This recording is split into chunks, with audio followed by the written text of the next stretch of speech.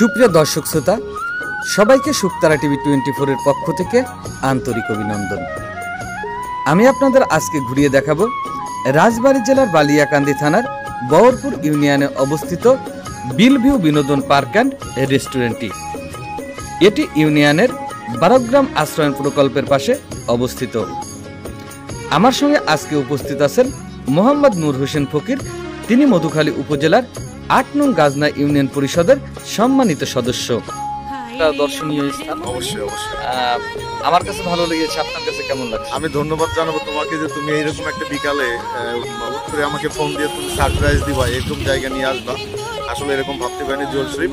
তোমাকে অগণিত ধন্যবাদ এবং শুকতারা টিভিকে অসংখ্য ধন্যবাদ। এই বিনোদন কেন্দ্রটির মূল আকর্ষণ, বিশেষ করে বর্ষা মৌসুমে এর চারিদিকে খোলা প্রান্তর, ফসলের মাঠে পানি থই থই করছে, মাঝখান দিয়ে প্রবাহিত হয়ে গেছে পিচ ঢালাই রাস্তা।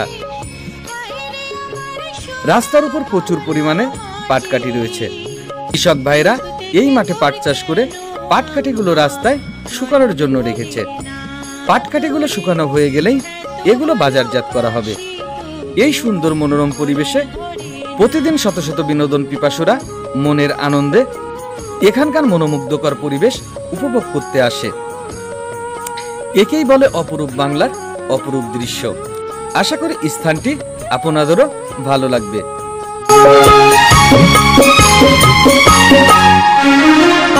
যখন তোর ওই গায়ের ধারে ঘুঘু ডাকা নিঝুম কোনো দুপুরে হংস মিথুন ভেসে বেড়ায় শাপলা ফোটা চলতলে কোন পুকুরে নয়ন পাখি দিশা হারায় প্রজাপতির পাখায় পাখায় নয়ন পাখি দিশা হারায় প্রজাপতির পাখায় পাখায় অবাক চোখে পলক পড়ে না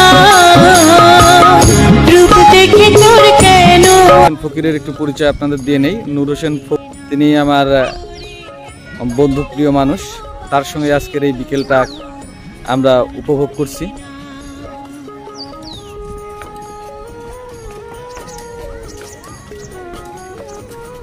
নূর হোসেন, জায়গাটা কেমন?